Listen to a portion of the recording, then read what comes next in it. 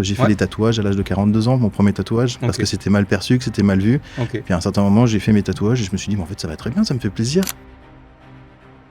Donc Oli, c'est un mélange de différentes casquettes aujourd'hui, d'entrepreneur, mais de créatif aussi, coach émotionnel. J'ai eu une relation très conflictuelle avec mon père, donc très rapidement, les vivres ont été coupés parce que j'étais pas très bon à l'école. Donc je me suis lancé dans la musique. Dans notre ADN, quand on grandit, ça bouge pas, c'est immuable. Donc quand il s'agit de prendre des risques comme cela, c'est extrêmement difficile de les prendre. Et encore aujourd'hui, en tant qu'entrepreneur, c'est extrêmement difficile. Ça reste quand même derrière des traumas où tu entends quand même papa au moment derrière qui te dit « Ouais, non, faut pas faire ça parce que c'est pas bien. » Et tu te dis « Mais c'est complètement incohérent par rapport à ce que tu vis aujourd'hui. Tu prends des propres risques, ils sont mesurés, on est bien d'accord, ils sont moins tête brûlée que quand on avait 20 ans. » Tout commence toujours de la même manière. Une idée, une intuition, parfois même un simple doute. Et puis, il y a ceux qui décident d'aller plus loin, de gratter la surface, de comprendre ce qui se cache derrière les réussites et derrière les échecs. Je m'appelle Dylan, je suis fondateur de l'agence Focus et mon travail est d'observer les trajectoires, déchiffrer les mécanismes et accompagner celles et ceux qui veulent créer plus qu'une entreprise, un mouvement. Dans cette nouvelle saison, on plonge au cœur de l'entrepreneuriat réel, sans filtre, sans storytelling excessif, juste la vérité, crue, complexe, humaine. Des voix qui racontent l'avant, des moments qui ont tout changé, des choix qui n'avaient rien d'évident et des chemins qui ne ressemblent jamais à ce qu'on avait imaginé. N'oublie pas de nous donner de la force en t'abonnant, likant, commentant sur les vidéos. Bienvenue dans Focus, saison 2, une exploration intime des personnes qui créent l'impact.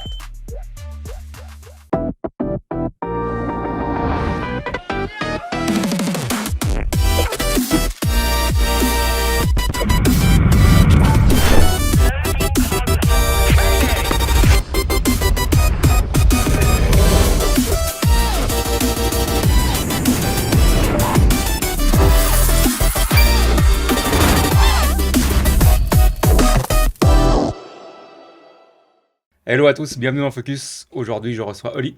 Hello Oli, comment ça va? Salut Dylan, merci, ça va et toi? Bien, merci d'avoir accepté l'invitation. Merci pour l'invitation, très honoré. On verra tout ça après. Finalement. Finalement, ouais. Du coup, est-ce que tu arrives à te présenter succinctement, s'il te plaît?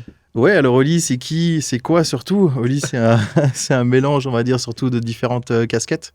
C'est un gars qui vient de Genève, qui a toujours cru en lui, mais qui a jamais donné vraiment l'opportunité de vraiment mettre à effet ce qui pouvait être vecteur chez lui de créativité.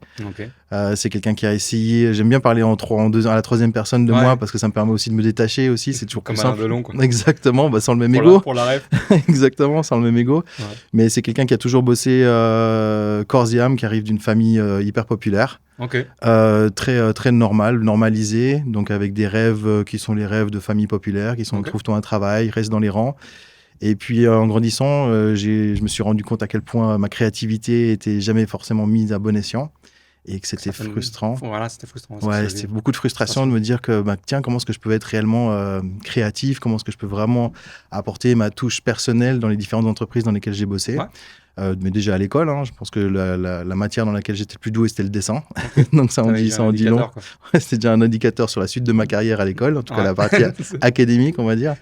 Donc pour moi, ça a été révélateur quand j'ai commencé à grandir et que j'ai commencé à apprendre des choses, que ce soit les langues, que ce soit des cultures ou autres. J'ai commencé à me dire, mais en fait, je peux pas juste m'arrêter à ça. Donc Oli, c'est un mélange de différentes casquettes aujourd'hui, d'entrepreneur, mais de créatif aussi, de coach émotionnel. C'est un petit peu un grand mélange, mais voilà. C'est un globi-boulga, comme on dit. C'est un gros... Voilà, je te laisse, voilà. donc une enfance normale, on va dire, à Genève. Ouais, hyper normal. Hyper normal. Familial, travail. Un père qui bossait à l'aéroport, une maman mère au foyer, un petit frère. C'est la belle époque encore. Exactement, c'était encore la belle époque. Tout le monde travaille. C'est exactement ça. Mais voilà, après, ça a ses avantages parce que tu as une forme de sécurité, mais bon, tes rêves sont souvent stérilisés très rapidement parce que, comme je dis, prendre des risques, c'est pas bien. C'est comme ça que c'était perçu dans ton cadre. Comme ça que c'était perçu, comme ça que j'ai été élevé aussi, avec cette perception que de faire des choses différentes pouvait être... je te donne un exemple, j'ai fait des tatouages à l'âge de 42 ans, mon premier tatouage, parce que c'était mal perçu, que c'était mal vu. Puis à un certain moment, j'ai fait mes tatouages et je me suis dit, mais en fait, ça va très bien, ça me fait plaisir. Tu t'es libéré de ça. Complètement. Je me suis dit, mais tiens, pourquoi je me ferais pas plaisir tous les jours? C'est une grosse quête, c'est un gros objectif. Puis j'ai essayé de faire tout ce dont on va discuter dans cette direction. Je reformule le cadre normal, enfance normale, l'école.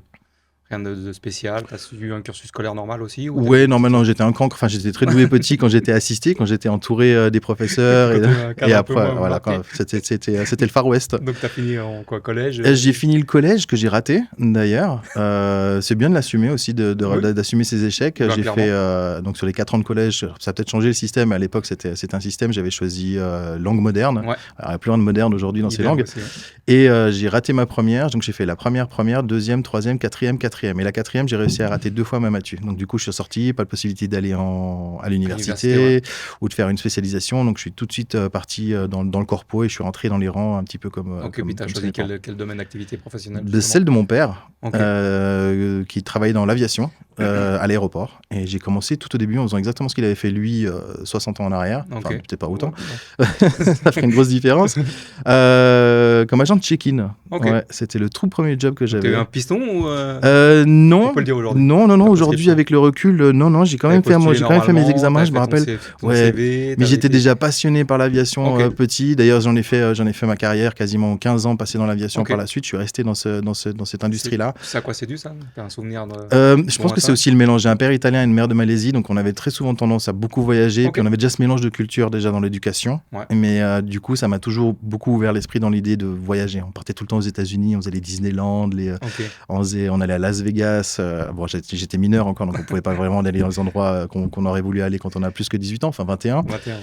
Mais donc du coup, c'était cette aspérité en fait de pouvoir voyager et puis de découvrir du monde. Et c'est quelque chose qui m'a toujours beaucoup plu. Et le point commun était justement l'avion, quoi.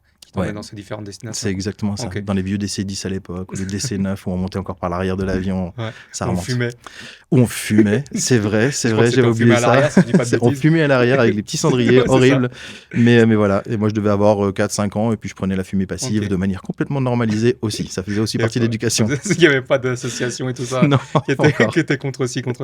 C'était vraiment là. Je reçois des gens justement qui ont vécu cette époque-là, qui est référente à la mienne aussi, où tu sortais le dimanche, tu partais à 10h et tu revenais le soir à 19h, il n'y avait pas de téléphone, il n'y avait rien, tes parents ne savaient pas ce que tu avais fait de la journée, mais tu étais revenu pour manger. Enfin, des trucs exceptionnels. C'est ça. Je me rends compte aujourd'hui, par moments, même on va dire presque 35 ans plus tard, à me souvenir du numéro de téléphone de mon meilleur ami qui habitait juste en face de chez moi. Ok. Ah ouais, ça, j'y arrive plus alors. Et c'est le même, alors je ne vais pas le donner.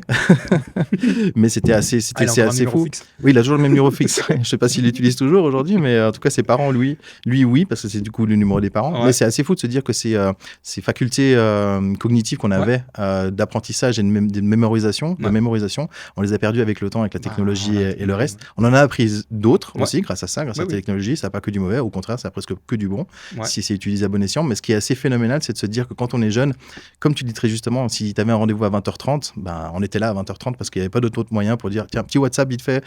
Je suis dans l'ascenseur, je suis dans l'ascenseur alors que tu es encore chez toi en train de te doucher. Quoi. Donc là, tu arrives sur le domaine, le marché de l'emploi, tu choisis d'aller à l'aéroport pour... dans le check-in. Je me dis, je parle 6 langues couramment, je me dis, j'ai beaucoup d'amour pour les gens, j'aime le voyage, je suis aussi un peu, tu vois, d'une forme d'idéologie aussi de suivre les traces du père. Mais ça a été imposé... Non, ça s'est fait naturellement, je dirais. Ça s'est fait naturellement. J'ai été vers ma zone de confort, en fait, tout bêtement. C'était apprendre très rapidement un outil informatique pour apprendre à faire de l'enregistrement de passagers. Et puis très rapidement, ça a grandi. J'ai eu des aspérités commerciales. J'ai commencé à vouloir vendre aussi des billets d'avion. J'ai eu des aspérités techniques aussi. Je voulais être au pied de l'avion, échanger avec les pilotes, avec les hôtesses, surtout les hôtesses, mais avec les pilotes à bord et pouvoir vraiment essayer de développer quelque chose qui, pour moi, était essentiel. C'était ce rapport humain et puis de surtout avoir des responsabilités. Chose qui, dans un but précis, tu avais envie d'évoluer dans l'entreprise? C'est une excellente question. Tu sais quoi? Non. Et je pense que c'est peut-être aujourd'hui la raison pour laquelle je suis aujourd'hui indépendant et que j'ai pas forcément cette aspérité de me dire je veux essentiellement avoir des responsabilités parce que ça m'a jamais attiré, mais j'allais vers cette direction-là. D'accord. Qui dit responsabilité dit souvent la possibilité d'avoir plus de marge de manœuvre pour pouvoir changer les choses. Normalement. Ok, donc là tu te mets dans une entreprise de checking. C'est quoi? C'est pour une compagnie ou c'est Swissport. Swissport, Swissport. Donc tu fais les formations, je pense qui vont avec. De 6 semaines. Et puis après, comment tu joins ce côté créatif que tu as? Par rapport à cette chose, c'est quand même très... Je le joins pas directement au sein du métier. Je m'intéresse beaucoup parce que j'ai eu une relation très conflictuelle avec mon père. Donc très rapidement, les vivres ont été coupés parce que j'étais pas très bon à l'école. Donc je suis naturellement parti vers le check-in. C'était plus simple, mais ça suffisait pas, en tout cas pour ma créativité. Du coup, je me suis lancé dans la musique. Un des points qui nous lie, où j'ai commencé à mixer, mais je n'ai même pas commencé à mixer. Au début, je faisais animateur de karaoké au Brasseur des Grottes, pour ceux qui se souviennent. Ça s'appelait, je me souviens, le Sherlock's Café. Ouais, le Sherlock's Café, qui est Full Sherlock's Café qui a dû fermer dans les années 40, je pense. mais voilà, je faisais ça le soir et puis le lendemain matin, j'allais bosser. Et je faisais ça en continu. Je l'avais déjà commencé avant même de bosser sur les dernières années d'études. J'avais déjà commencé à faire animateur karaoké. Et petit à petit, j'ai commencé à me rendre compte que la musique était un bon vecteur de créativité. Ça me permettait déjà d'exhumer certaines frustrations de la journée, mais surtout de pouvoir exalter les personnes qui étaient en face de moi. Je me rendais compte que ce que je pouvais créer avec la musique, on ne crée pas en mix, mais on est des créateurs d'ambiance, on va dire. Voilà. On aidait les personnes qui étaient là, qui avaient passé des seules journées, à passer un bon moment autour d'un cocktail, autour d'une petite table avec des amis. Et je trouvais ça déjà à l'époque extraordinaire de pouvoir faire ça. Ça faisait l'équilibre alors, complètement, entre ce que tu faisais la journée à l'aéroport et le soir justement. Équilibre émotionnel, mais alors en termes de fatigue et de sommeil, c'était infernal, tu peux imaginer. T'enlevais des frustrations, mais c'est ça. Mais c'est bien, ça m'a appris aujourd'hui. Pour aujourd'hui, c'est pareil, 4 heures par nuit, ça suffit. Ça suffit. Pas plus. C'est ça. Ok, donc là tu te retrouves à... C'est quoi, c'est un emploi ou c'est juste un titre gracieux que tu fais, le karaoké? Le karaoké, c'est gracieux au début, exactement, l'énergie. Et puis après, petit à petit, ça commence à être rémunéré parce que je me rends compte aussi que le travail aussi, c'est bien si ça peut être rémunéré. Que faire plaisir aux gens, c'est bien, mais d'être rémunéré pour faire plaisir, c'est encore mieux. C'est un vrai shift de mentalité aussi, de mindset, de se dire, OK, je peux faire des choses parce que j'ai les compétences ou les appétences pour pouvoir le faire. Mais c'est aussi de pouvoir se dire à un certain moment, à quel moment je peux monétiser ça. C'est un peu un mot un peu de trend aujourd'hui, de parler de monétisation.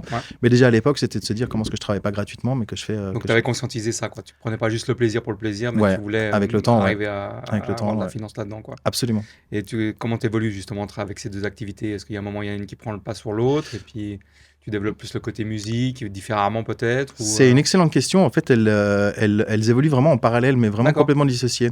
Il y a derrière le côté musical, derrière le côté artistique, une espèce d'alias qui se crée, déjà par le nom d'artiste qu'on a quand on commence à devenir DJ, aussi par rapport à la réputation que tu peux avoir au travail, être très intelligent, très diplomatique, très cartésien, très organisé, responsable, efficace, etc. Exactement. Alors que dans la partie artistique, on demande d'être créatif, d'être ambitieux, d'être un peu fou aussi dans ta manière de faire les choses, d'être avenant avec ta musique, d'être toutes ces choses-là. Donc, tu avances vraiment avec deux pans de ta personnalité, et c'est souvent ce qu'on dit, hein, les artistes, la plupart du temps, ne sont pas des psychopathes, pas jusque-là, mais on a en tout cas un dédoublement de personnalité, où on a la personnalité, c'est ça, de jour et de nuit. Puis, il y a aussi un cercle qui se crée, le cercle des collègues que tu croises à l'aéroport au quotidien, qui te revoient le soir, et puis ceux que tu vois le soir, qui le lendemain prennent l'avion, et puis tu dis, mais c'était pas toi qui étais en train de mixer hier soir? C'est toi le pilote de l'avion? C'est vrai, heureusement pas. Mais ça se joue, ça se rejoint en fait. Ouais, complètement naturellement. Et puis, est-ce que déjà tu as conscientisé d'un but par rapport à ce côté musical? Ou alors non, tu te laisses flotter? Ouais, là où tu me parlais de responsabilisation, de responsabilité dans la partie professionnelle, je l'ai pas forcément eu, mais dans la musique, c'était pas forcément plus de responsabilité, mais c'était cette envie, quand tu as 20 ans, t'es nourri aussi par une forme d'ego aussi, tu as toujours envie de faire plus grand, tu as envie de faire des plus grandes scènes, tu as envie de mixer devant plus de personnes, tu as envie aussi d'avoir cette liberté musicale, on n'est pas là à te dire j'aimerais que tu joues tel ou tel style musical, et puis c'était un peu ça, donc du coup c'est des contacts, et tu apprends finalement pour la première fois de ta vie à faire du personal branding, où tu apprends à te vendre toi-même. Donc il faut déjà beaucoup de résilience, beaucoup d'humilité aussi, et on l'a vu dans nos carrières respectives, que ceux qui avaient les carrière, on s'entend, mais que les personnes qui ont été beaucoup trop, on va dire, les moins humbles sont ceux qui ont le moins duré la plupart du temps. Je pense que l'humilité aujourd'hui, on le voit sur les personnes qui ont commencé. Si on parle on va pas parler de musique forcément là, mais si on parle de David Guetta par exemple au début, c'est quelqu'un qui a été extrêmement humble au début, qui a toujours été conscient de son parcours, et puis qui a su bien s'entourer, ça c'est important. Et puis on le voit aussi dans nos métiers aujourd'hui, si on est bien entouré, même si on est très seul dans nos vies d'entrepreneurs, c'est essentiel pour pouvoir avancer. Clairement. Donc là, t'arrives pas à un moment où justement tu as un choix à faire entre le jour et la nuit? Ou c'est toi qui te l'imposes peut-être Si, très honnêtement, il y a toujours un choix qui se pose après chaque fin de set que tu fais dans une boîte de nuit, outre Sarine, à 4h du matin, tu dis mais je fais quoi là? Je rentre à l'hôtel, je vais dormir, dans 2 heures je reprends mon train, je rentre à la maison, est-ce que c'est vraiment ça que je veux? Il y a toujours ce choix qui est toujours derrière en te disant qu'est-ce que je fais? Mais c'était quelque part fermer une porte à un rêve éveillé que je vivais au quotidien, en tout cas tous les week-ends, et de se dire ce choix s'impose mais je veux pas le prendre. Donc tu occultes cette responsabilité, tu repousses exactement, et puis tu te dis le moment c'est plus gérable, et puis le plus gérable ça peut être un accident, ça peut être une vraie prise de conscience personnelle, ou juste une lassitude, mais comme la lassitude elle vient pas, je continue à vendre des billets d'avion la journée, je continue à mixer le soir, et ça me va. Donc tu cherches pas à te positionner un moment pour dire je plante d'un côté pour me lancer dans l'autre. Donc tu poursuis pendant longtemps comme ça? Ouais, je poursuis la carrière de DJ, enfin carrière encore, on va toujours mettre ça avec des guillemets, mais on va mettre une petite note en bas si jamais. Chaque fois que je prononce le mot carrière, c'est à mettre avec... exactement. Non, je fais ça pendant 15 ans, quasiment. Donc où tu fais les deux. Où je fais les deux.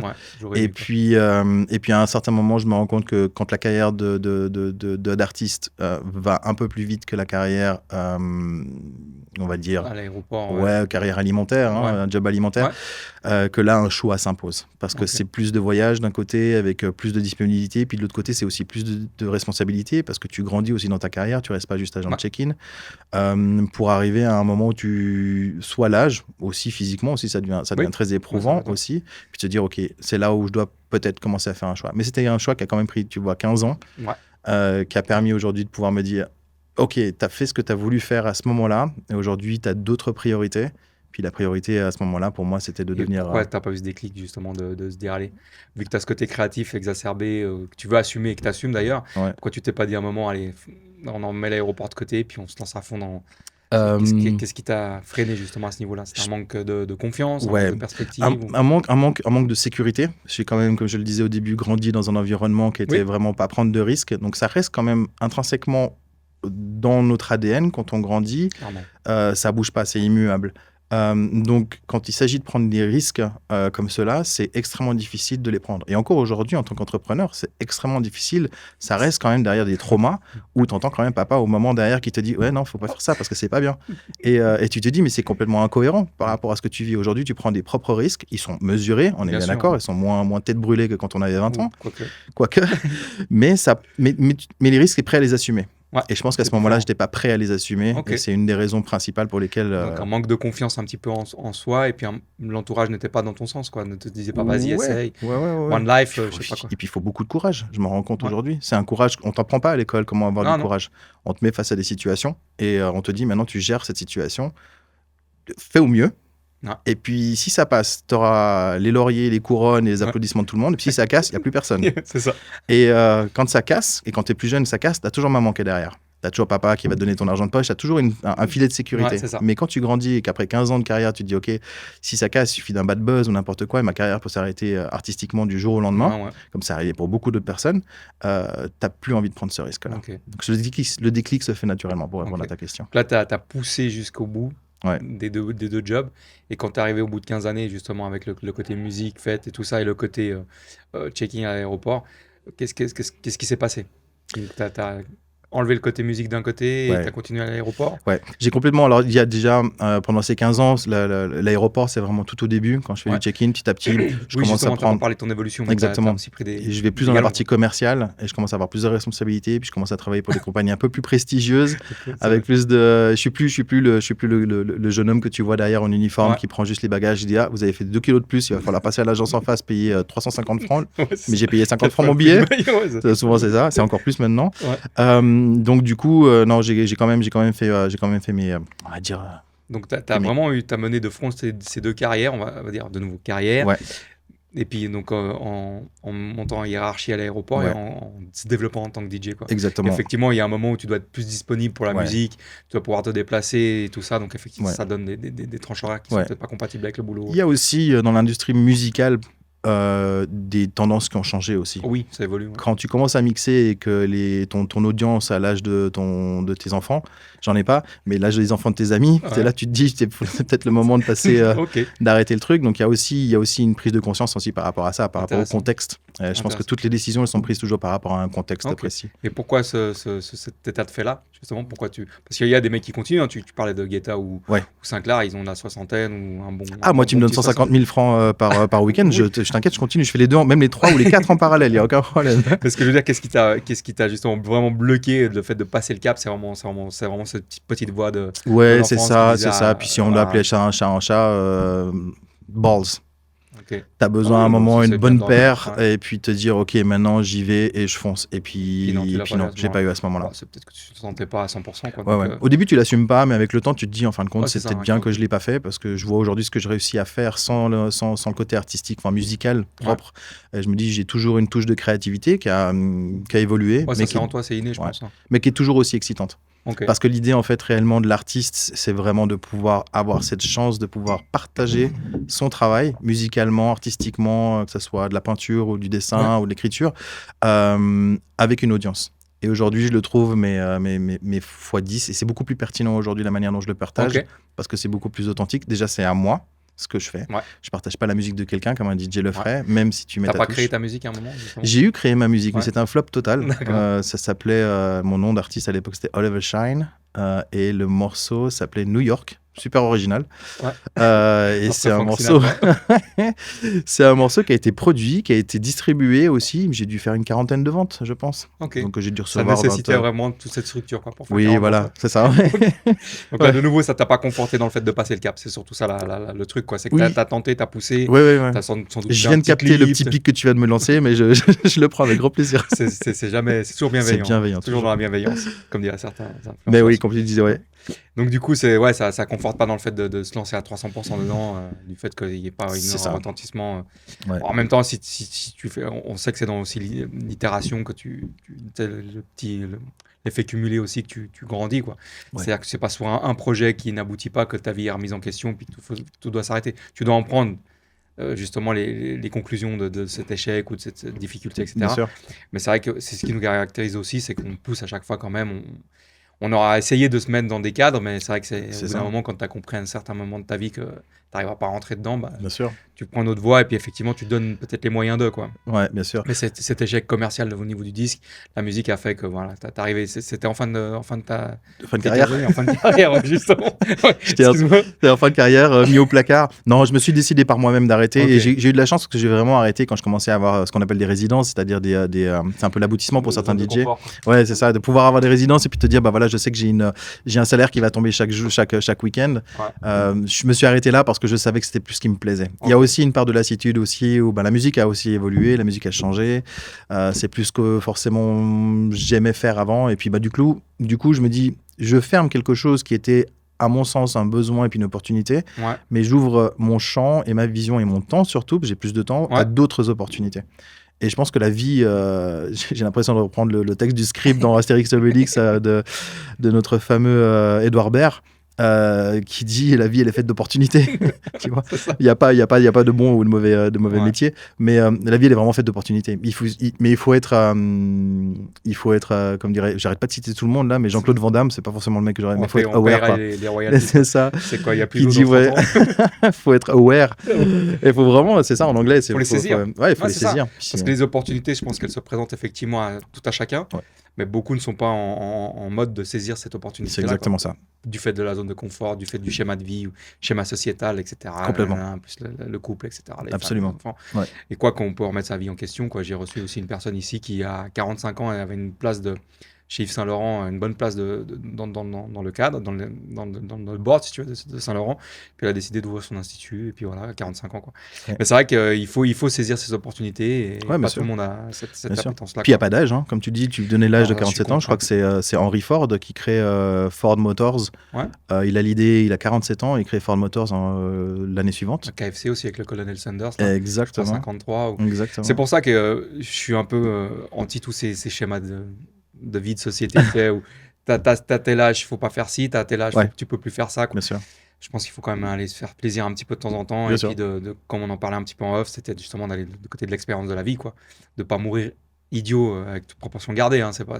C'est pas une morale que je fais à quelqu'un, mais Non, mais de se nourrir. c'est de se nourrir, ouais, c'est Ouais. ça, quoi. Donc Se là, nourrir au du coup, quotidien. pour revenir à ton parcours, donc tu fais ces 15 années bisextile, comme diraient certains, où tu es En sur deux fronts, parallèle. machin, t'arrêtes le côté musique, tu continues le côté dans l'aviation ou, Ouais, avec la l'aviation, hiérarchie que t'avais pas je grimpée? vais jusqu'à 2020.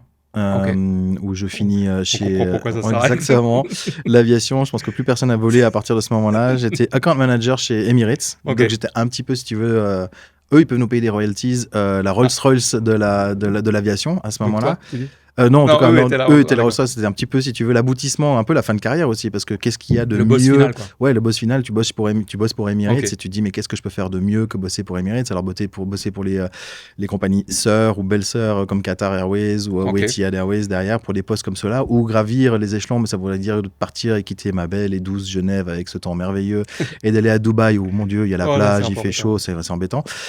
Mais du coup, c'est encore des choix de vie qui se présentent à moi et puis je me dis, bon, non. Et puis le choix s'est imposé avec le Covid Oui. où j'ai pas eu le choix. Ou alors c'était un combinatoire, mais il était plus d'accord que moi, comme dirait Solar. Et du coup, j'ai simplement dit, OK, qu'est-ce que je fais maintenant? J'ai fait une année de traversée du désert et puis je suis parti dans la finance. Ok. Un poste relativement similaire d'account manager, mais on appelle ça des relationship managers, des Ok. RM pour les Ok. spécialistes, pour les financiers qui nous écoutent. Des RM pour une banque privée basée au Tessin, mais auquel j'étais le pendant au Roman ici. Ok. Je me suis Liberté éclaté. aussi dans le Ouais. travail, t'étais pas forcément Ouais. assigné Ouais. à des horaires ou quoi. Ouais, j'étais souvent assigné à Ouais. résidence pour donner une image très Ouais. sarkozienne du propos, mais j'étais très souvent à l'extérieur, toujours en contact avec les gens. J'avais les mêmes clients que j'avais parce que Genève, de manière générale, est un microcosme. Ouais. Enfin, il y a une microéconomie aussi ici, où la réputation qui m'avait bien servi quand j'étais dans l'aviation m'a bien servi quand j'étais aussi dans la finance. Ça m'a bien aidé, mais j'ai éprouvé toujours cette frustration de créativité en me disant qu'est-ce que je peux faire? Puis Ouais. tu sais mieux que personne que le Covid a aussi été une révolution digitale Oui. où beaucoup de Accéléré. personnes se sont orientées vers la facilitation dans la communication, dans la distribution, dans l'apprentissage, et toujours avec le digital, que ce soit Ouais. l'intelligence artificielle ou d'autres outils. Mais on est moins allé sur des bancs d'école, on sort moins aussi, Ouais. on se cultive, ou en tout cas on s'éduque différemment. Et je me suis dit, mais moi, ce que je suis en train de faire au sein de la banque, certes, les bonus en fin d'année sont très intéressants, Ouais. le salaire et la situation elle est très confortable, mais est-ce que je suis pas en train de retourner dans ce que maman me disait quand j'avais 7 ans, 8 ans, en me disant, trouve-toi un travail, sois sage, écoute bien ton patron, fais bien ce qu'il te dit. Et avec tout ce que j'avais pu faire et toutes les frictions que j'avais pu avoir pendant ces 20 ans qui avaient passé, Ouais. je me suis dit, est-ce que j'ai vraiment envie de me retrouver face à un patron, un nouveau patron, et me dire, ces frictions-là, je ne vais pas pouvoir les exprimer. Mais pas simplement par volonté belliqueuse ou véhémente de dire, j'ai envie de dire ce que je veux, il va Ouais, dire pour m'écouter. dire, quoi. Mais de dire vraiment, il y a vraiment un moyen de pouvoir saisir une opportunité. Est-ce qu'on le fait tous ensemble et tout le monde sera gagnant? Mes collègues qui font la même chose que moi, vous, les CFO, les RH, tout le monde sera content. Ouais. Typiquement, l'implémentation de l'IA sur un process, on peut dire. Ouais. Et qu'on te dise, non, Oli, enfin, eux me disaient, Olivier, ton job, c'est pas ça. Ton job, c'est ce pourquoi tu as été engagé dans ton Ouais, description de poste quand on a cahier fait des ton charges. interview, ouais, et tu restes à ça. Et là, je me suis dit, il y a quelque chose qui va pas. Puis après, il y a aussi un souci d'éthique, c'est un autre sujet aussi, mais souci d'éthique aussi de travailler pour une entreprise qui a pas la même éthique ou en tout cas les mêmes valeurs que toi. C'est très compliqué aussi d'avoir à te lever le matin et de te dire, je vais aller défendre un petit peu. Ça t'a conscientisé ça à quel c'est moment, ça. justement À quel moment je l'ai conscientisé? C'est un fait bien précis qui Ouais. est arrivé dans l'entreprise? Je me suis surtout rendu compte quand les différents conflits économiques, mais surtout militaires, se passaient un petit peu partout, surtout au Moyen-Orient, Ok. et que je me voyais lever avec des valeurs et des envies de manifester ma pensée pacifiste Ouais. contre l'oppresseur, à me retrouver toujours dans des situations où on me disait non, là, il faut que tu te taises. Ok. Parce que potentiellement, tu es en train de d'oppresser un de nos clients. Ouais. Et c'est là où tu te dis, OK, on me demande de me taire déjà par rapport à ma créativité, on me demande de me taire par rapport à mes valeurs. Qu'est-ce que je fais? Où est-ce que je vais? Dans quelle direction? Ouais, ça fait beaucoup. Puis à ce moment-là, tu te dis, mais quelle est la seule possibilité pour moi de pouvoir embrasser mes valeurs, d'avoir une liberté aussi dans mon développement et mon activité, Ouais. d'avoir un bonus, certes, c'est confortable, mais est-ce que j'aurais pas plus de plaisir à avoir un bonus au mois de mars, celui de me dire, Là, tu peux partir et prendre 3 semaines de vacances. Tu peux aller où tu veux. Tu peux, si tu as envie de scaler, je pense que c'est aussi un de tes points forts, c'est d'apprendre à scaler une entreprise. Il n'y a pas quelqu'un qui va te dire, ouais, tu peux scaler jusqu'à 35 000 et tu ne pourras pas aller plus haut. Puis qu'une fois que tu atteins ton chiffre d'affaires après 3 mois, tu ne peux pas aller plus haut. Donc, du coup, la motivation, elle s'enlève. C'est ça. Mais de dire... Ils n'ont pas perçu ce côté-là, justement, que toi, on pouvait te pousser plus loin que... Non, parce que... Tout en restant dans leur cadre, leur valeur, entre guillemets, qui ne te convenait plus, mais... Ouais, parce que... J'arrivais au bout, quoi. Ouais, j'arrivais au bout. Puis j'ai aussi remarqué aussi dans les différentes entreprises dans lesquelles j'ai pu évoluer que le manager est là pour manager. Je pense que ça va parler à beaucoup. J'ai pas besoin de m'étaler sur le sujet, mais ils sont là pour faire du people management. Ils sont là pour stériliser le plus possible les... À se faire des amis. Ouais, on va pas se faire des amis. Moi, je cherche pas à m'en faire de toute façon. J'en ai pas. J'en veux pas plus. Donc, mais on essaie toujours en fait de stériliser monter, si tu veux, les gens, mais plutôt de les garder toujours à leur place. C'est un peu ça. Ouais. Et même s'il y a des gens qui ont des appétences à pouvoir faire plus, absolument. À générer plus. Exactement. On parle de plus en plus de soft skills, mais les soft skills sont bien quand tu dois arriver dans une entreprise, mais elles sont très rarement mises à bon escient au sein d'une entreprise.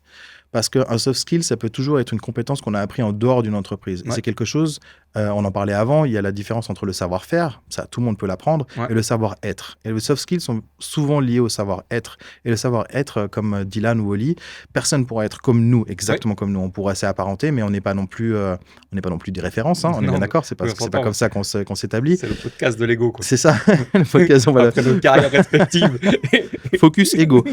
Mais c'est surtout pour essayer de comprendre que la personne qui travaille pour ton entreprise, elle peut avoir d'autres capacités, d'autres compétences qui peuvent être mises à bon escient au sein de ton entreprise. Moi, en l'occurrence, c'est le rôle du manager, normalement, de détecter ce genre de personnalité. Et c'est ce que je disais avant, le manager manage. Il n'est pas là pour... Il est là pour exactement. castrer, mais pas pour... C'est ça. C'est un big brother. Le mien, c'était un petit brother.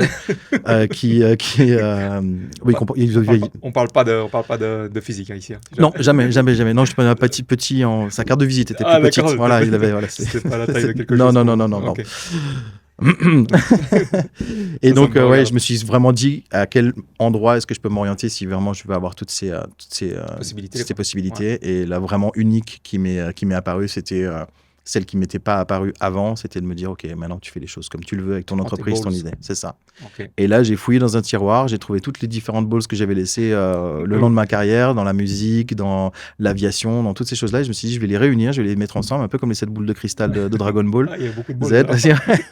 Il y en avait 7, me demande pas pourquoi c'est un chiffre impair, je t'expliquerai plus tard. Et donc, du coup, ce qui s'est passé, c'est que je me suis dit, OK, maintenant, dans quoi je me lance ? Et puis, quand on est des créatifs comme toi et moi, on se lance partout. Ouais, j'ai appris à un peu resserrer les rangs. Mais au début, je pense que tu te lances. C'est clair. Puis on me dit un peu, tu fais tout et n'importe quoi. Tu vois. C'est toujours ça. Surtout n'importe quoi. C'est pas très faux. Quoi. Donc là, du coup, tu arrives à un bout de ton parcours professionnel en tant qu'employé. Donc, tu conscientises le fait de tes libertés, que tu as envie de plus, que tu es bridé dans cette entreprise. Les valeurs ne sont plus alignées avec les tiennes. Donc, du coup, tu décides de te lancer, mais tu sais pas dans quoi. Qu'est-ce qui se passe à ce moment-là pour Oli ? Il y a une grosse période de doute où je me dis, je lance plusieurs petites choses. Okay. Je sais que j'ai beaucoup de facilité sur les réseaux, je sais que j'ai beaucoup de facilité dans la formation de mes connaissances, en tout cas dans la transmission, peut-être pas forcément la formation dans un premier temps, mais la transmission des informations que je peux. Beaucoup de facilité. Je pense que ça aussi, beaucoup, typiquement les 2 kilos d'excellents bagages à expliquer à M. Ferreira pourquoi est-ce qu'il ne peut pas voyager parce qu'il a 2 kilos en plus. Il faut faire preuve de beaucoup de pédagogie, beaucoup de diplomatie, puis aussi être clair dans le propos et formuler vraiment les idées de manière totalement transparente. Et c'est quelque chose dont je me suis rendu compte qui faisait partie de mes soft skills, mais que je n'avais pas forcément conscientisé à ce moment-là, c'était l'authenticité. Et je suis quelqu'un d'extrêmement authentique. Je ne suis pas quelqu'un de cru. Je suis quelqu'un qui dit la vérité, toujours avec douceur et bienveillance, un peu comme sur le podcast ici, même si des fois. Et du coup, je me suis dit, pourquoi pas essayer d'amener quelque chose en plus ? Et à ce moment-là, on sort du Covid, on sort donc de mon expérience dans la finance. Et puis parallèlement, je fais beaucoup de petites vidéos. Ok. Au début, parce que j'ai une mémoire de cafard ou de poisson rouge et que je documente toujours mes voyages, Ok. mais jamais dans l'idée de devenir un influenceur voyage et de commencer Ok. à faire un code D'accord. promo Oli Plus pour toi, 50, quoi. voilà exactement. Plus pour moi, mais pour me dire, mais tiens, en fait, j'ai déjà été là-bas. Ah, mais oui, mais dans ma vidéo, Ah, je ça l'avais va fait. jusque-là, Ah ouais, mémoire. c'était violent. Quand je suis parti à Bali, c'était ça. Ok. C'est vraiment de dire, mais Je suis jamais attends, venu je suis ici. déjà venu là, ça ressemble. Et lui, je le connais, lui. Puis quand le mec, il connaît ton nom, c'est là que tu te dis, il y a quand même un problème. Mais j'ai toujours eu ce problème de mémoire, Ok, petit, d'accord. je pense. C'est pas une maladie qui s'est développée. Non, mais j'en ai Rassure-nous. fait, je pense que c'était une tare quand même, c'est Ouais. un handicap Tu l'as avec le conscientisé, temps. ça aussi assez Ouais, rapidement. puis j'ai même été soigné au début, enfin soigné, c'est Ah, pas d'accord. forcément des soins, mais tu Ouais. sais, prends plus de magnésium, mange plus de fer, mange plus d'épinards, etc. Mais voilà, je me suis transformé en olive que Popeye, du coup, sans jeu de mots, mais du coup, ça m'a vraiment amené à comprendre que ça, je pouvais vraiment l'amener de manière plus professionnelle. Donc j'ai commencé à créer du contenu pour les petites et moyennes entreprises. Puis le Covid a fait que les gens devaient communiquer différemment. Ouais. Je donne des exemples. J'avais des mairies, des communes qui ne pouvaient plus communiquer en séance plénière sur des projets urbains qui étaient dedans, où les gens venaient s'asseyaient devant les architectes et la maire ou le maire. Ouais. Et puis du coup, on pouvait faire ça sur des lives sur YouTube et les gens se disaient oh, c'est incroyable. Il y avait 1300 personnes sur le live. Alors que d'habitude, on a peut-être 13 personnes qui viennent, et puis c'est pour, enfin, la moitié c'est pour le vin blanc qui est offert à la fin de la séance, puis les autres c'est pour les canapés. Ouais.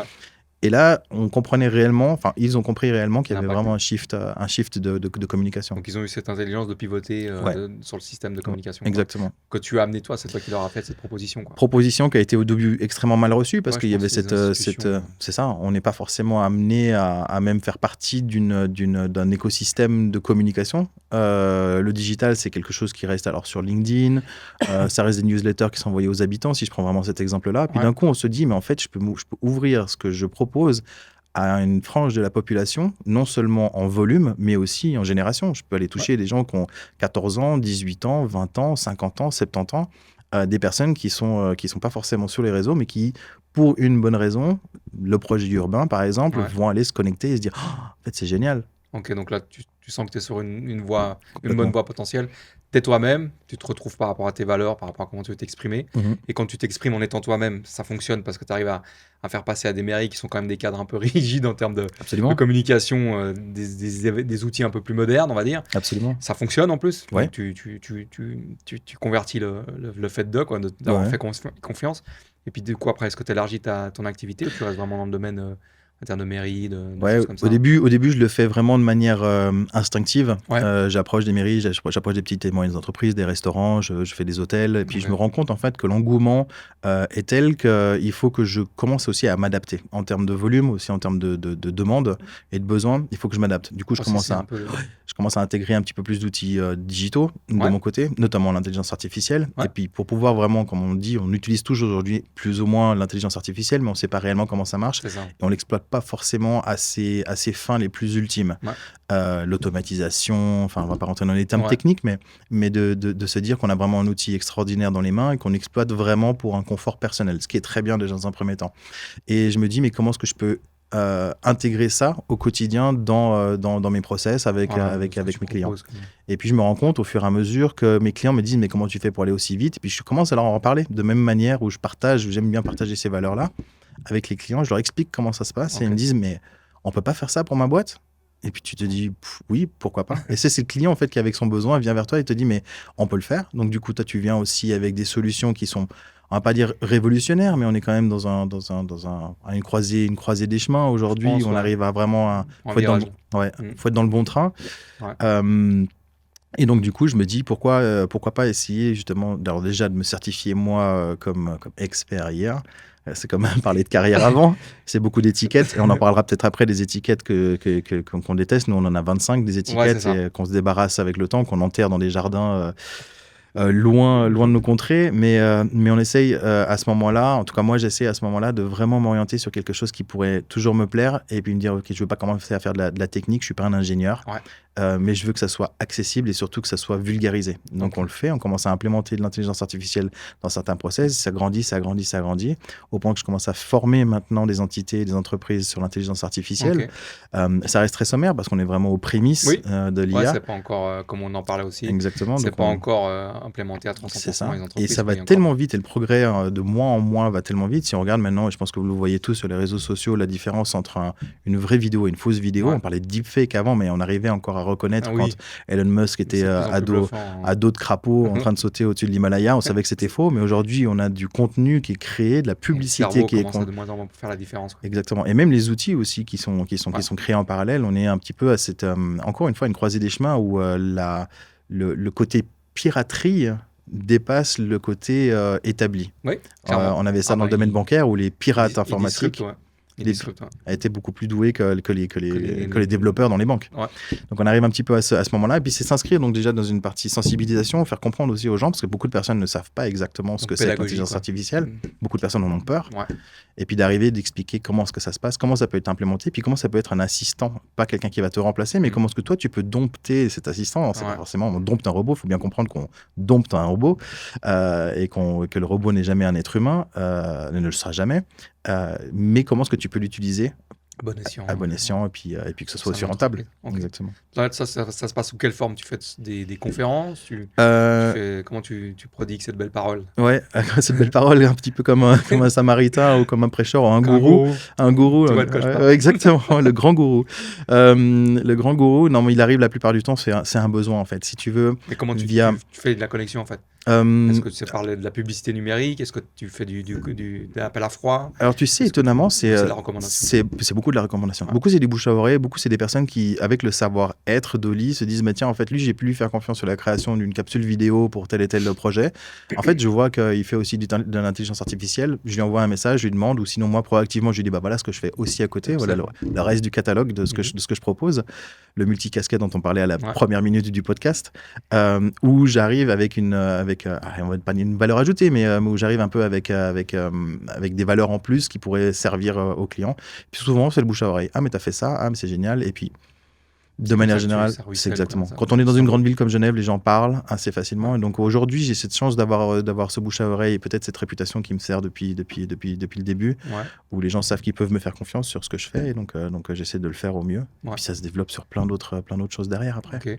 Donc là, aujourd'hui, tu as cette pédagogie autour de l'IA, tu as ce côté marketing sur des créations de contenu. Ouais. Puis j'ai vu aussi que tu avais créé du contenu pour soi, qui avait commencé à bien engager sur c'est assez fou cette partie de toi. Là. C'est fou que tu en parles parce que c'est quelque chose qui, parallèlement, a été un peu une solution à tous les mots MAUX par le passé, solutionnés par des mots MOTS aujourd'hui. En 2 mots, ma diététicienne, pendant le Covid, j'ai pris beaucoup de poids.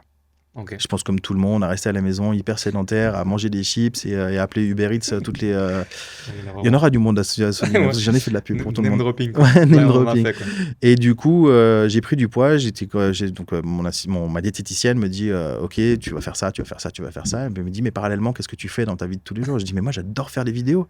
Elle me dit, mais tu sais ce que tu devrais faire? Tu devrais utiliser tes réseaux sociaux pour exprimer tes frustrations. Et puis, parce que dans la partie diététique, il y a toujours une partie psychologique aussi qui est souvent liée à la surnutrition ou la malnutrition. Et elle me dit, tu devrais utiliser les réseaux sociaux pour le faire. Ça remonte à loin. J'essaye, je fais des petits trucs, des bribes à gauche, à droite. Et puis un jour, je me dis, je vais vraiment parler comme je me parlerais à moi dans un miroir. Okay. Et je me dis, je vais faire un peu comme un journal intime. Et j'utilise et je parle de sujets qui sont des sujets sociétaux, mais où je me prends toujours moi à la première personne. Je me dis, bah voilà, comment est-ce que tu vois ça? On parle de solitude, on parle de solitude, on parle de violence sociale, on parle d'idées noires, on parle de ce genre de choses. Et je vois que la résonance, elle est immense. Je crois que dès le début, tu as des gens qui t'envoient des messages? Très rapidement, je crois sur la 2e ou 3e vidéo, on tapait 100 000, 150 000 vues. Et puis, c'est cette même vidéo maintenant qui a 3 millions de vues. Et c'est là que tu te dis, il y a vraiment quelque chose d'impactant. C'est pas quelque chose que je cherche à monétiser, en tout cas pas sur les réseaux sociaux, et on est mal desservi en tout cas en Suisse par rapport à la monétisation. Ça, si un jour Marc ou les autres pourraient nous entendre, ce serait bien que... C'est ça. La confédération. Là, on va pas faire du name dropping, mais du name shaming. Et puis je me rends compte aussi que ça fait du bien en fait aux gens de pouvoir... À toi aussi, ou... Alors à moi, il y a une part de plaisir à être entendu, à être écouté, à être compris. Mais il y a une part où je me sens très désarmé par rapport à ce que je reçois comme message. Les retours. Exactement, parce que je ne suis pas armé psychologiquement et thérapeutiquement pour pouvoir répondre de manière pertinente. Et puis, je retombe un petit peu comme l'entrepreneur à tout le long de sa vie, le syndrome de l'imposteur, en disant, mais je parle de moi. Qu'est-ce qui légitime dans mon témoignage la possibilité de pouvoir donner conseil à quelqu'un d'autre? Et du coup, des gens me demandent, OK, est-ce que tu es...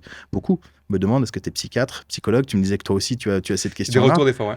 Parce qu'on a cette aisance peut-être sociale ou en tout cas interpersonnelle de pouvoir échanger avec des personnes de manière vraiment simple et honnête. Être à l'écoute. Et être à l'écoute. Et je pense que c'est ce qu'on manque drastiquement aujourd'hui. J'ai découvert ça en faisant du bénévolat aussi.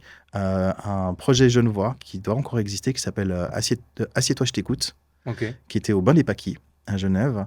Une douzaine de chaises dressées en face de 12 autres chaises vides. Donc nous assis sur les 12 chaises et n'importe quelle personne qui passait pouvait s'asseoir et discuter et échanger de manière hyper bienveillante. Et on était vraiment une plateforme humaine, mais d'écoute, sans conseil, parce qu'on n'était pas amené à. Pas de morale, et c'était fou, le nombre de personnes chaque week-end qui venaient, mais de tous âges. Ça peut être de 6 ans à 15 ans, à 20 ans, avec chacun ses problèmes. Et toi, tu étais actif et toi, tu étais actif dans l'écoute. Okay. Et c'est là où on se rend compte qu'en fait, l'écoute, c'est quelque chose qui manque drastiquement. Tout le monde a un bon conseil, tout le monde a un avis sur tout, encore plus avec les réseaux sociaux, mais personne n'est réellement là pour écouter.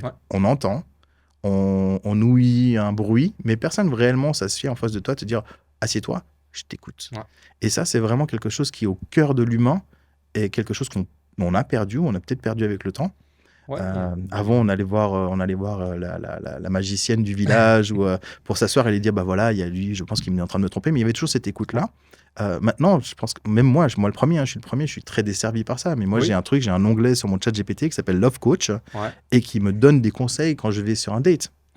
Alors, je vais plus sur des dates depuis longtemps. Parce c'est quoi? C'est des manques de confiance ou c'est juste de la fainéantise avec je pense que c'est un filet de sécurité, je pense. Donc, ça vient. Je pense que ça revient sur le manque de confiance. Je pense que tu te rassures avec un algorithme, tu te rassures avec une statistique. Est-ce qu'on peut, on va approfondir là-dessus parce que justement, moi, je suis aussi en plein dans l'IA depuis un moment, tu vois.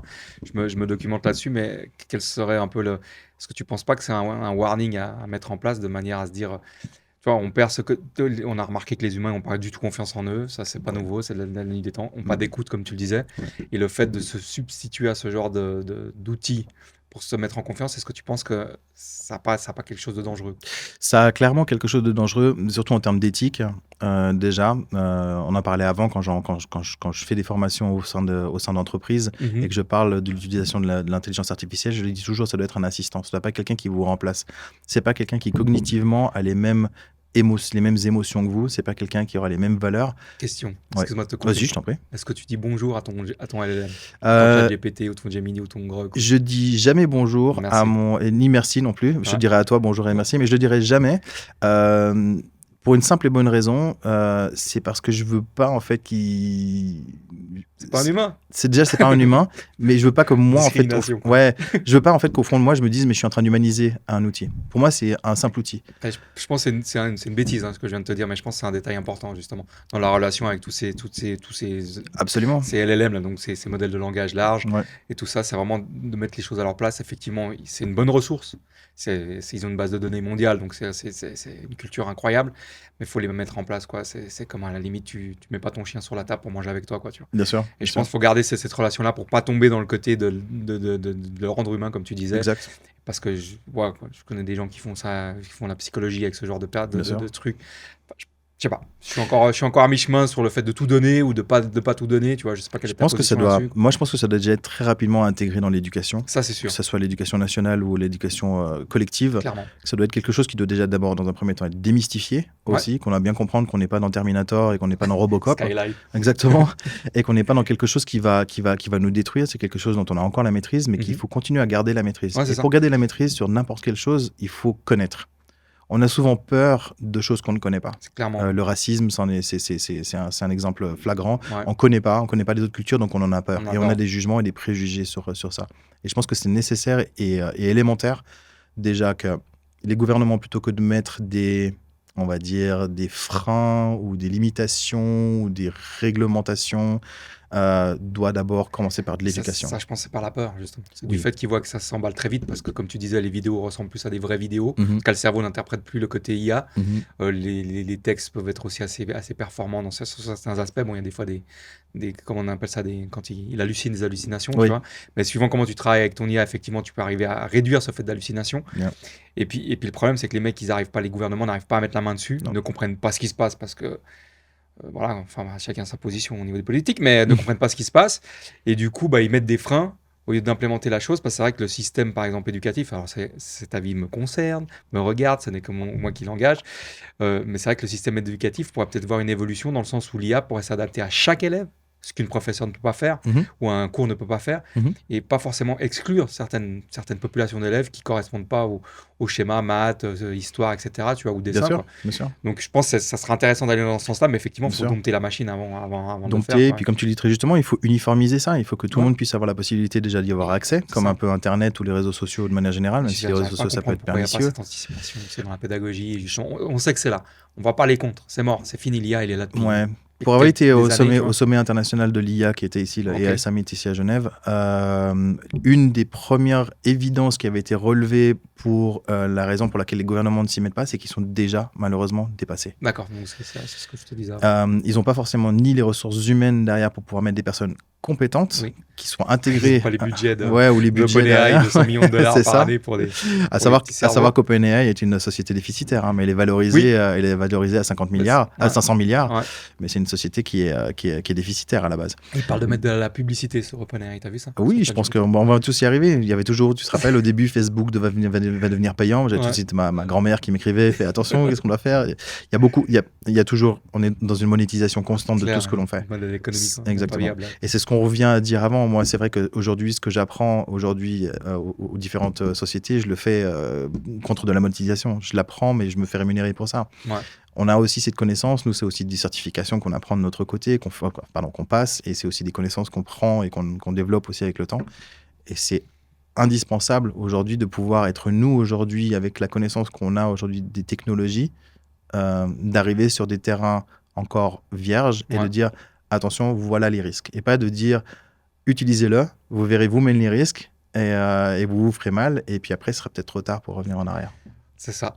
Est-ce qu'on sera prêt à tout ça? Enfin, on sait que les gouvernements, comme tu l'as dit, je pense, sont dépassés, donc c'est le recul. Ouais. Ok, donc aujourd'hui, pour faire un point, tu as 3 axes de nouveau, parce que un ne suffit pas à Uli. Donc à l'époque, il avait le checking à l'aéroport et puis le karaoké au golf. C'est ça, le karaoké. Là, maintenant, il a l'axe, on va dire, IA, justement, implémenté dans les entreprises, PME, TPE, etc. Il y a l'axe marketing, création de contenu, exactement. Et puis l'axe coach émotionnel un peu. Psychiatre. Ouais, psychiatre, psychologue. Alors, j'aime vraiment pas dire que parce que je suis pas un médecin, donc je suis loin de là.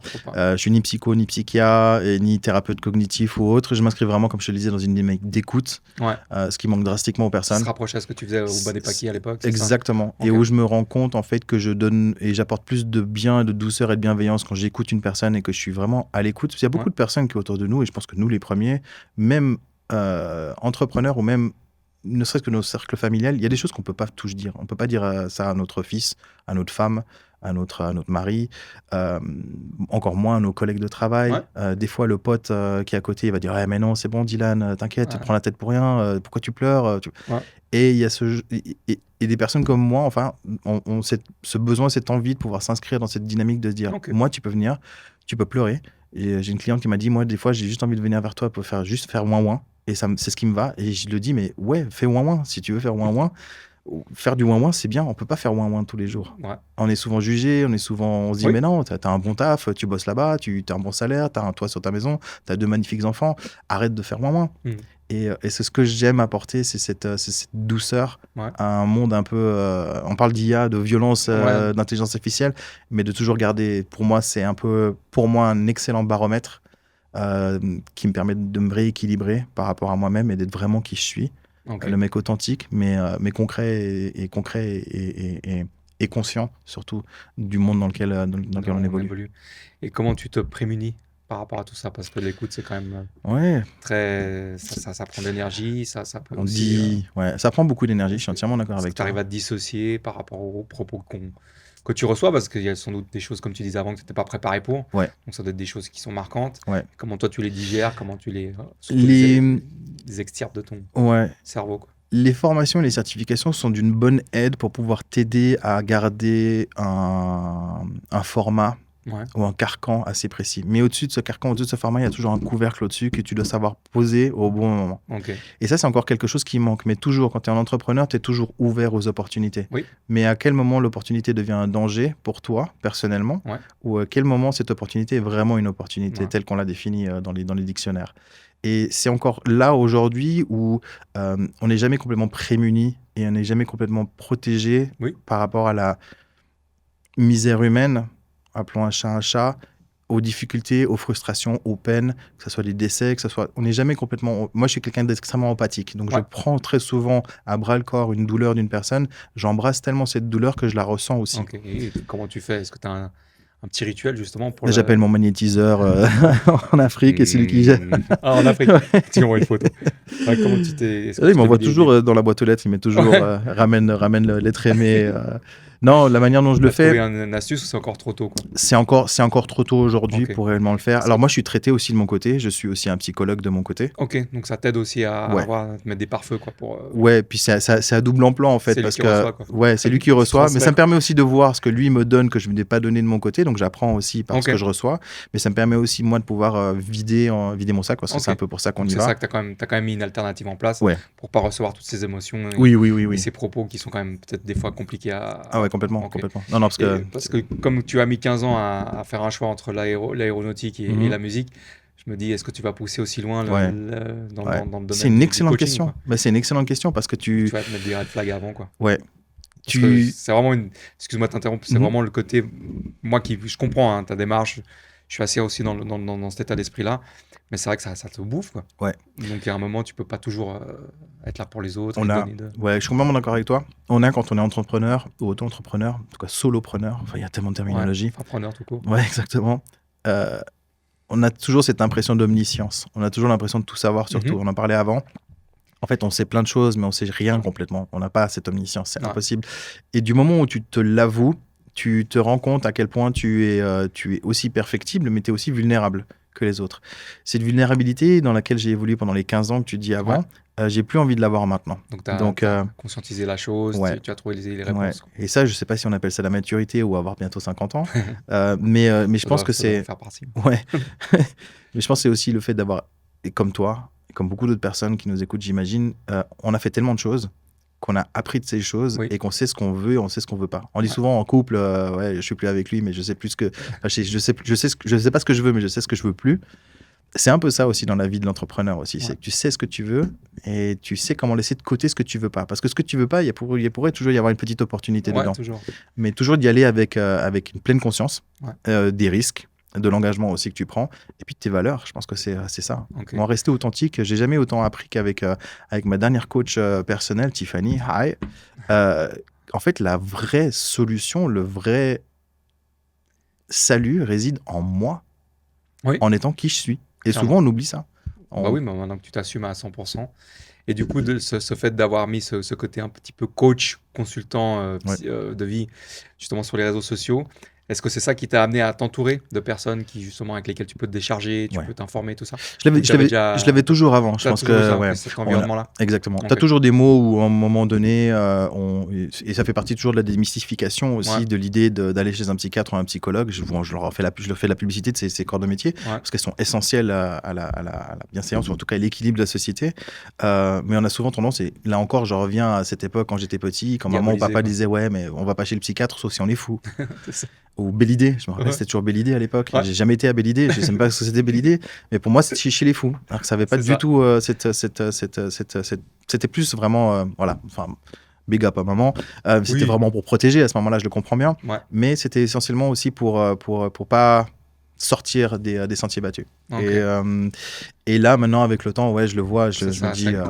Ça, c'est vraiment une pertinence d'avoir tout cet écosystème que tu as monté avec des personnes sur lesquelles tu peux échanger par rapport à ce côté coach de vie. Et en même temps, tu peux le mettre dans le côté aussi pédagogique quand tu vas expliquer pour l'IA. Non, ça ne va pas vous remplacer. C'est ça. Ça va pas où tu es. Ces personnes-là, dans l'entourage, sont là pour le savoir-faire. Et moi, je suis là juste pour le savoir-être. Ok. Donc, on peut dire qu'aujourd'hui, Oli, il est heureux? Ah, c'est une excellente question, ça. Je me la pose très souvent, cette question-là. Et j'arrive difficilement... on s'entend. C'est difficile, en fait, de définir pour moi le bonheur. Je vais pas faire le philosophe, là. C'est pas le sujet.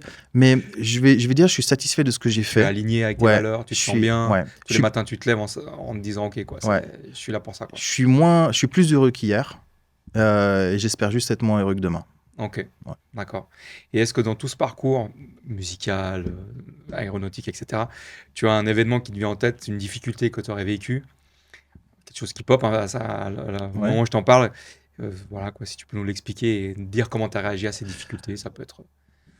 Privé ou professionnel, hein, mais... Ouais, alors dans la musique, oui, des difficultés, tu en as sans arrêt, mais elles Ouais. sont souvent liées à toi. Et puis dans l'entrepreneuriat, elles sont liées à toi aussi, la plupart du temps, quand tu résides dans un cadre relativement solitaire. Ouais. Je suis quelqu'un de très solitaire, mais par choix aussi. Très C'est paradoxal parce que tu écoutes beaucoup de gens, mais en même temps, t'es très solitaire. mais c'est assez fou. Mais je te comprends parce que... Ouais. Et je pense que faudrait un jour que je me penche dessus sur la corrélation entre la solitude que je vis moi et la pertinence, ou s'il y a vraiment une vraie corrélation avec le fait que j'aime écouter les gens et que j'aime apporter cette empathie et cette écoute à mon audience. Ouais. Mais si vraiment je devais penser à quelque chose en particulier aujourd'hui, une difficulté, je pense que ma difficulté, elle est plus récente. On va parler peut-être d'un exemple précis où, tu sais, il y a 2-3 mois en arrière, j'étais à, je crois, 800 ou 900 followers sur Instagram. Vrai, maintenant, je suis à quelque chose comme 26 ou 27 000. Et forcément, ça vient avec aussi... on vient me challenger sur mes opinions. Ok. Et quand ma diététicienne m'a dit, Oli, tu vas faire des vidéos, ça va te faire du bien, jamais je me suis dit que j'allais être challengé sur mes opinions. Ok. Et j'ai trouvé ça très salutaire. Au début, ça pique, ça brûle même des fois. Et tu sais pas forcément quelle pommade mettre dessus. Ouais. Et quand tu commences à comprendre qu'il n'y a pas de pensée unique, il n'y a pas d'idéologie universelle, tu te dis, mais pourquoi pas en fait avoir des personnes avec qui débattre et puis d'en faire une force. Et alors, ça reste une minorité, et il y a la minorité de la minorité qui est les haters, ceux qu'on a encore plus, qui eux, c'est un vrai terrain de jeu. J'adore jouer avec eux parce que j'adore ça. Ça te stimule. Ouais, ça me stimule, c'est un petit peu, tu sais, comme je vais regarder un match de foot et puis que je vais m'énerver sur l'arbitre et puis je vais me défouler. Eux, c'est un peu mon défouloir. Ils l'ont cherché, l'arbitre, il l'a pas cherché, mais bon, il aurait pu être attaquant. Respecter les arbitres. Voilà, c'est ça. Respecter les arbitres, c'est extrêmement important. Et donc, du coup, oui, j'aime bien m'attacher à débattre. Donc, je fais souvent de ces aléas sur les commentaires. Okay. Pas négatifs, mais qui viennent me challenger en disant « Ouais, t'as pas forcément raison. » Je donne un exemple précis. J'ai fait une campagne avec un acteur connu, Laurent Kérusoré, de Plus belle la vie. On a fait une vidéo ensemble qui parle justement de l'abus des animaux dans les zoos, l'exploitation humaine de l'animal. De manière vraiment très générale. Et j'ai eu une flopée d'antispécistes qui sont arrivés, d'une communauté végane, mais extrémistes qui sont arrivés. Et tu sais pas comment gérer ça, en fait, parce que c'est pas le propos à l'origine. Donc, tu essaies aussi de t'armer à répondre de la meilleure manière qui soit. Et tu te rends compte des fois que même être diplomate, ça suffit pas. Parce que des personnes peuvent avoir soit des a priori, mais en tout cas des avis tellement, tellement ancrés dans leurs veines que tu peux leur dire que ce que tu veux, tu peux leur apporter les preuves que tu veux. Ça sera faux. Tu es soit un complotiste, soit donc du coup, c'est très difficile. Donc après, je pense que de tout ça, la vraie chose que j'ai appris, moi je l'avais déjà un petit peu avant, c'est la résilience. Et ça, je pense que c'est un cadeau du ciel quand tu as ça, et d'apprendre la résilience, et de se dire, OK, un pas de retrait. Pas de recul, et puis se dire, est-ce que vraiment c'est important tout ça. Donc là tu as été pris un peu sous les feux du succès, entre guillemets. Et puis du coup, ça t'a amené le lot de haters, de contradicteurs et tout, ce qui est intéressant quand il y a un propos fourni, parce que quand c'est juste dire je sais pas quoi pour dire je sais pas quoi, t'as tort, moi j'ai raison, ou t'as raison, moi j'ai tort, ça va pas très loin, mais c'est vrai que si t'as des contradicteurs qui sont justement avec du sens, qui développent, etc., que c'est constructif, ça peut être intéressant. Absolument. Donc là, t'es dans la période où tu perds encore un peu de temps là-dessus, puis sans doute qu'après tu vas dire bon tu vas poster, puis c'est ça, dis ce que vous voulez. Les gens sont surpris parce qu'aujourd'hui, sur les 26 000 personnes qui sont dans mon audience, il y a environ une centaine de messages qui arrivent chaque jour et j'arrive à répondre à chacun. Et alors, c'est du taf. C'est beaucoup. Alors, c'est peut-être pour ça que maintenant je suis toujours tout seul. Hein. C'est peut-être ça. Oui, c'est ça. La prochaine qui arrivera dans ma vie, elle va falloir s'accrocher. Je ferai du temps, je te promets, je donnerai du temps. La prochaine, je te promets. Je ferai pas la meilleure heure 2 fois. Trêve de plaisanterie. Je me rends compte aujourd'hui qu'il va falloir aussi que tu mettes de l'IA, quoi. Ouais, il va falloir de l'IA, non, parce que ce serait aller à l'encontre de l'authenticité que je vais te donner. Clairement. Mais il va falloir à un certain moment que je cadre ça.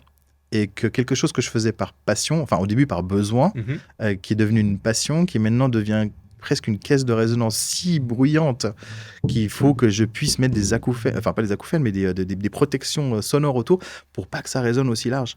Et je le dis toujours sur mes réseaux, je dis mais moi je m'en fiche des statistiques, restez à 25 000, restez à 26 000, et puis ça me va très bien parce que je peux au moins avoir ce contact avec chacun. Cette intimité. Et c'est extrêmement important. Donc maintenant, voilà, je découle maintenant sur un coaching émotionnel maintenant avec des personnes qui font partie de mon audience, parce que ces personnes-là ont confiance en moi, confiance aussi au message que je véhicule aussi. Donc, du fait que tu aies répondu, du fait que tu postes régulièrement, voilà, que tu sois authentique, ça a amené une certaine aussi audiences qui sont captifs à ça, quoi, qui sont Ouais, actifs, exactement. quoi. Mais moi, Hormis les haters c'est ça. Moi, je suis en train de finir un bouquin qui s'appelle Humain, trop humain, Ouais. et qui est vraiment mettre l'humain au sein de cet écosystème dont on Ouais. parle là, mais sans jamais passer pour celui qui est trop humain, parce que souvent on devient trop humain. Alors trop humain, c'est trop empathique, trop présent, c'est trop à trop, l'écoute, trop con, trop gentil. C'est tous ces trop-là qui font partie de l'humain, de l'être humain, mais qui sont souvent exploités à mal escient, du coup, par l'entourage.